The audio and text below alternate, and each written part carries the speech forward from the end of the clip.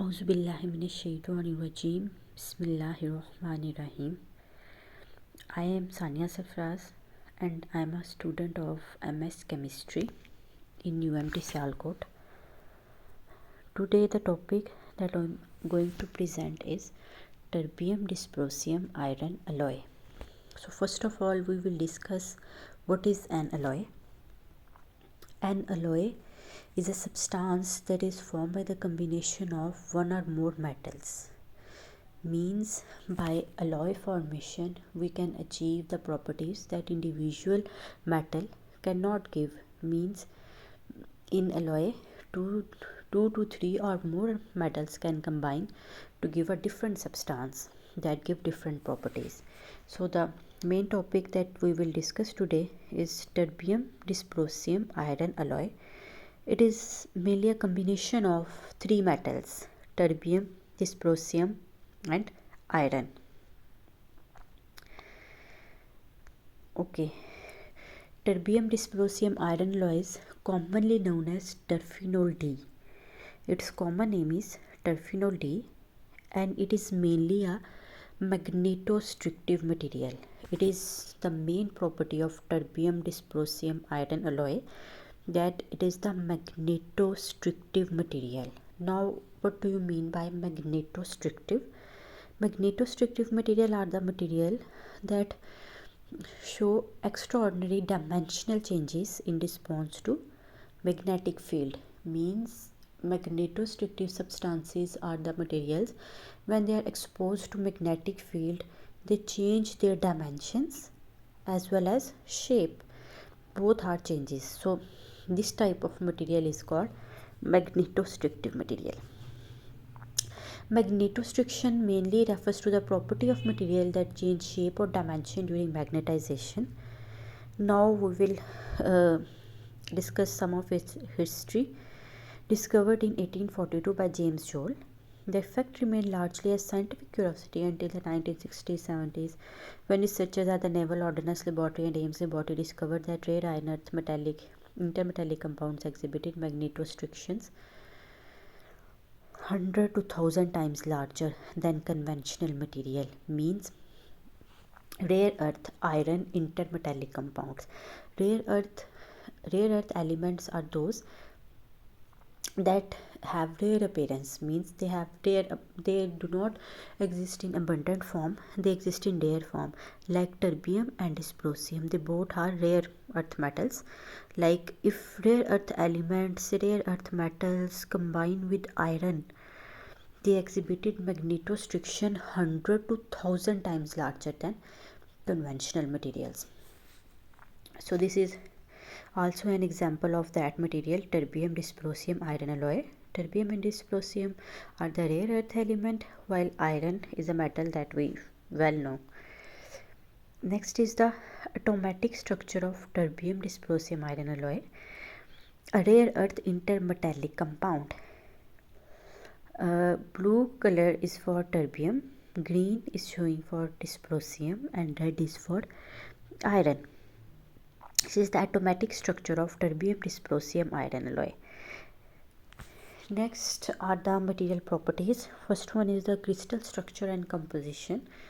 Terbium dysprosium iron alloy is typically crystallized in the cubic layers phases, and the preferred composition is terbium have composition of 0.3, dysprosium have composition of 0.7 and iron have 2. Achieves a balance between high magnetostriction from terbium, reduced magnetic anisotropy from dysprosium, and iron providing high Curie temperature. Means terbium provides high magnetization and dysprosium provide magnetic anisotropy, means a directional magnetic moment, and iron providing high Curie temperature, approximately 380 degrees C temperature. Means when the properties of these three metals combine, like terbium dysprosium iron, they give a different material which have different properties that individual atom cannot show. So that's why we usually make alloys formed by the combination of 2 or 3 or more metals. Next is the crystalline structure of terbium dysprosium iron alloy. It is a three-dimensional intermetallic lattice. In this, blue color is showing terbium, green is for dysprosium, and red color is for iron.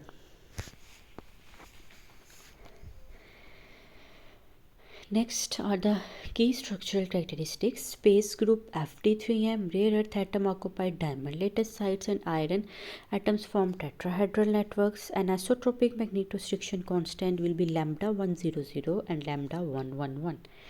Next are the magnetic properties of terbium dysprosium iron alloy.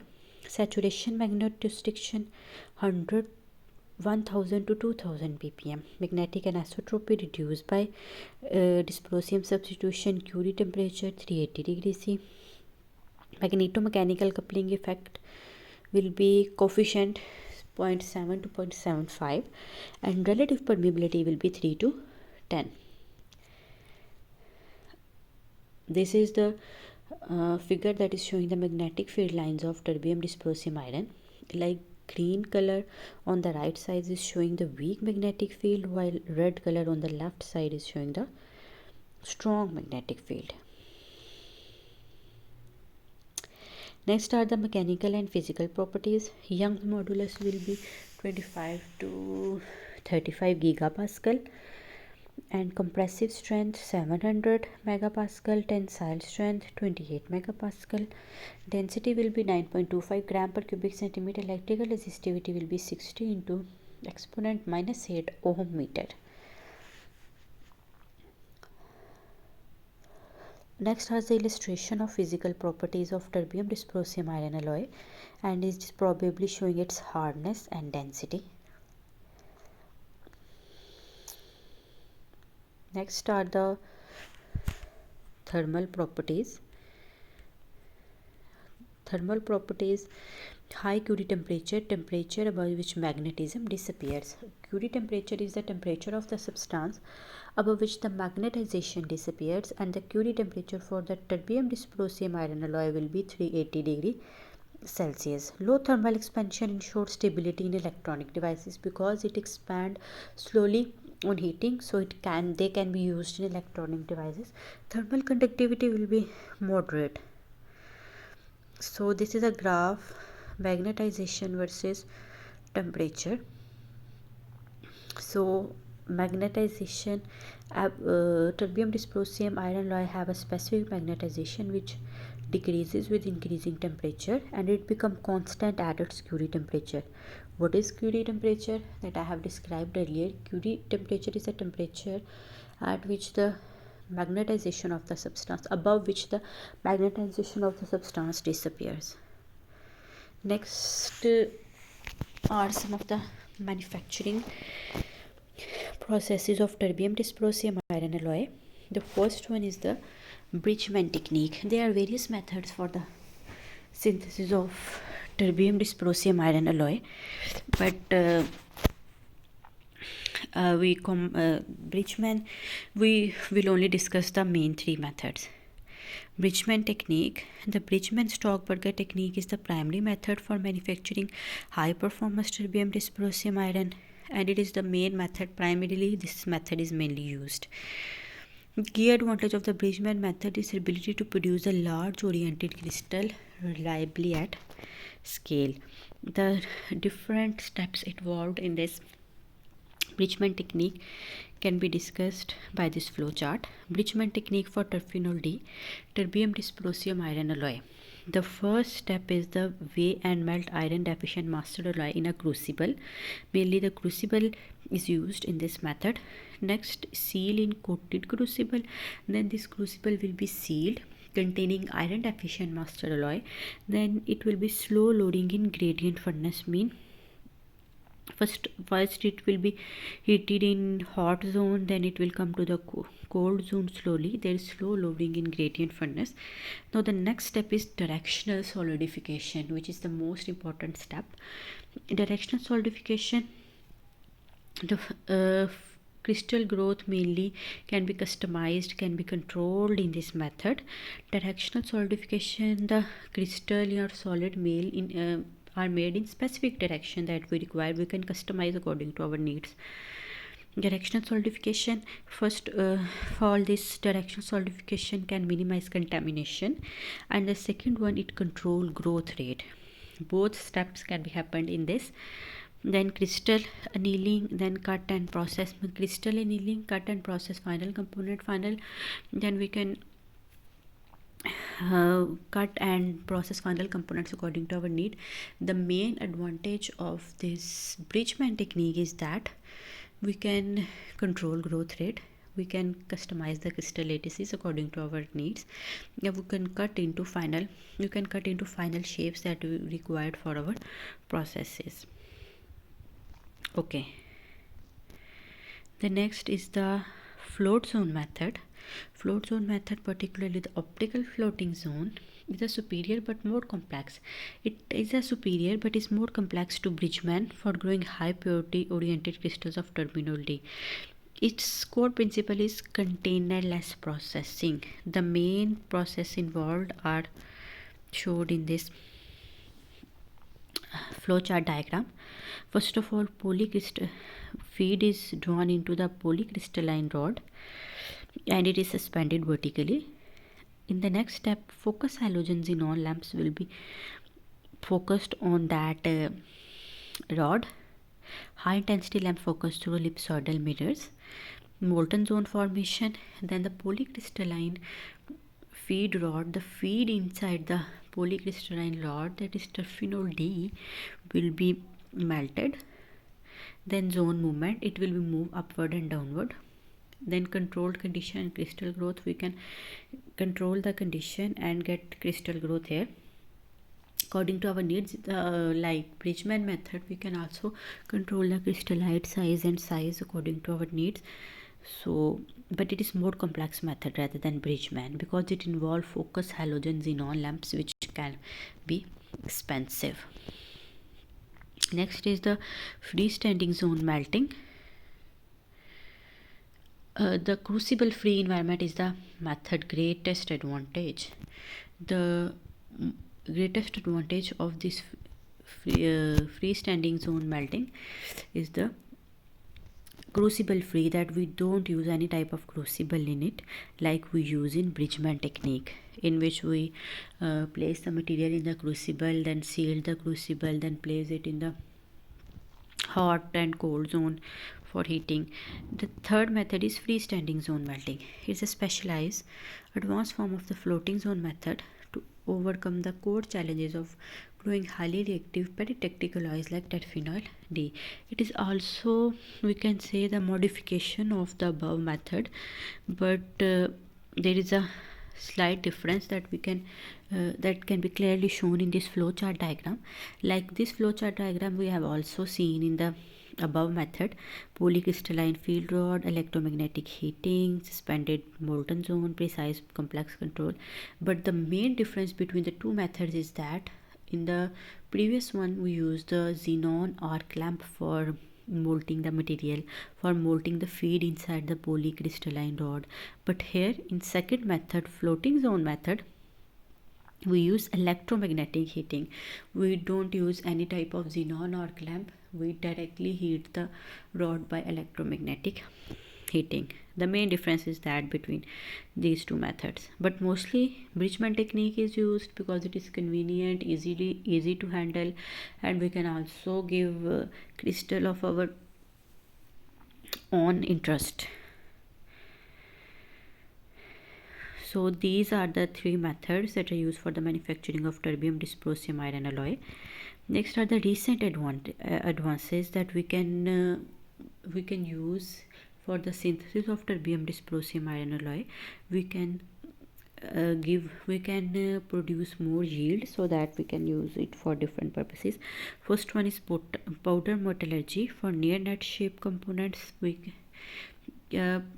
Second one is epoxy bonding of particulate composites, reduce eddy currents, and third one is additive manufacturing experimental studies. Now additive, what is additive manufacturing? In which the manufacturing is done by layer method. So what can be the advantage of additive manufacturing?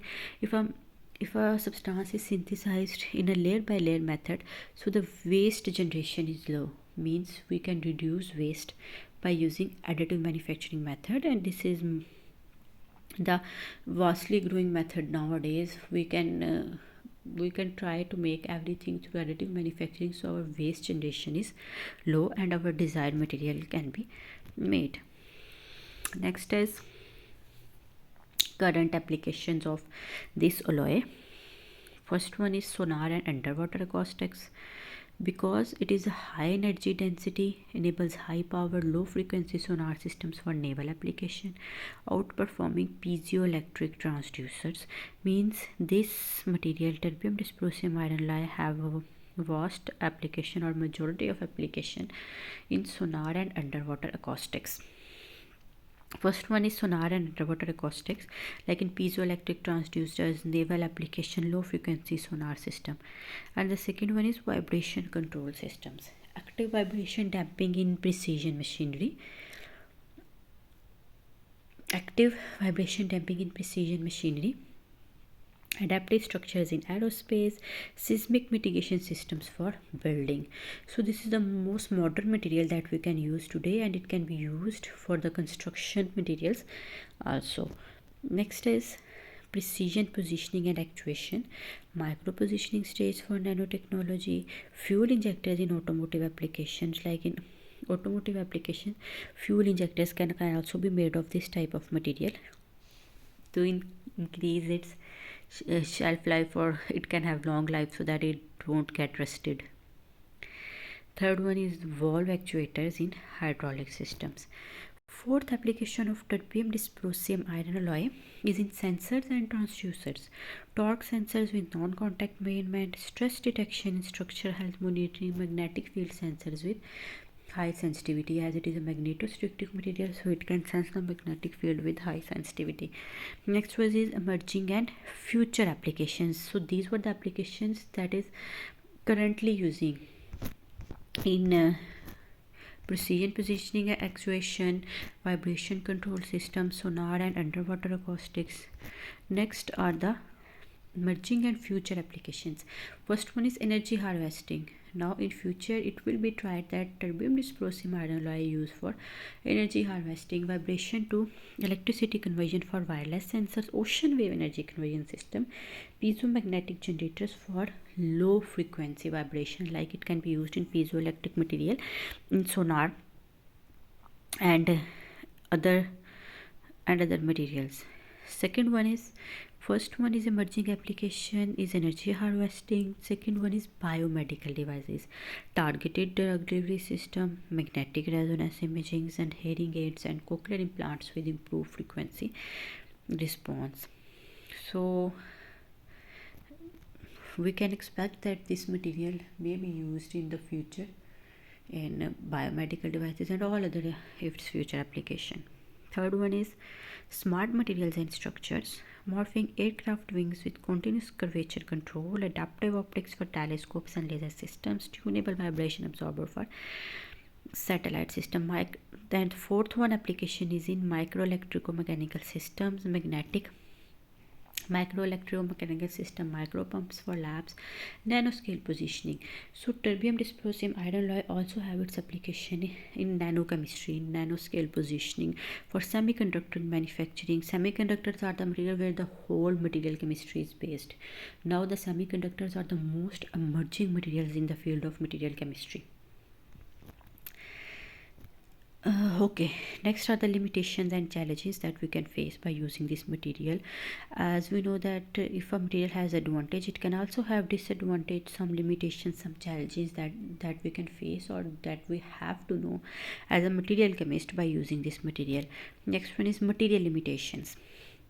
High cost of rare earth elements, that I have already discussed, that if the rare earth elements combined with iron, they give high 100 to 1000 times greater the magnetostrictive properties. But rare earth elements, as the name shows, they are rare, so they are high cost material. Brittleness and low tensile strength, because as I have told you earlier in this presentation, that it Curie temperature is a temperature above which the substance loses its magnetization. So the Curie temperature for this terbium dysprosium iron alloys is 380 degrees Celsius. So temperature sensitivity requiring compensation. Technical challenges that we can face by using this material are the manufacturing complexity for single crystals, oxidation susceptibility requiring protection, pre-stress because it contains iron, so iron can oxidize easily, pre-stress requirement for optimal performance, hysteresis in cyclic application. Next are the future recommendations that if we use in emerging and future applications, that what are the recommendations that will be implemented to reduce its future risk. Material development, rare earth reduction strategies, because it is very costly. Rare earth elements are very costly, so develop partial substitution with cheaper elements. We can use other cheaper elements other than rare earth metal. Optimize composition for reduced dysprosium terbium content. Explore nanostructured composites. Next are manufacturing innovations. Develop additive manufacturing techniques that have told you earlier, improve texturing methods, scale up thin film deposition in micro electromechanical feeds. Next is composite material development, polymer bonded composites with reduced eddy currents, multi-layer structure for enhanced frequency, hybrid piezoelectric magnetostrictive systems. Application specific optimization, that we can optimize the material for our required application. Frequency enhanced composition for greater than 10 kHz operation, high temperature variant for 200 degrees Celsius application, and corrosion resistant coating for harsh environment. Miniaturized designs for biomedical implants. Sustainability initiatives, recycling technologies for rare earth recovery, because these are very rare metals and are very expensive. Life cycle assessment and eco design principles. Alternative material system with comparable properties. Next are the research priorities, fundamental understanding of domain dynamics, multiphysics modeling, international collaboration and standardization of testing and characterization method. Market and economic perspective, global market, current market status now. Global market status greater than $150 million, growth rate 6.8% CAGR in 2024 to 2030, price volatility linked to rare earth element markets. Next are the cost reduction strategies, that we can say that rare earth elements are very rare and are very expensive. So some of the cost reduction strategies that we can apply to reduce the cost of our material. Material efficiency through design optimization, recycling programs, alternative sourcing and manufacturing scale up. Benefits. Okay, last but not the least is the conclusion. As we know that terbium dysprosium alloy present a remarkable class of functional material whose joint magnetostrictive properties enable transforming technologies. But while challenges remain in cost, mechanical properties and high frequency applications, so the future of terbium dysprosium iron alloy lies in sustainable material solution, integrated smart system, miniaturization, multifunctional composite, because it is the era of AI, artificial intelligence. So we can use a smart systems, sustainable material solutions to reduce the cost and other materials also. With strategic investment and interdisciplinary collaboration, these materials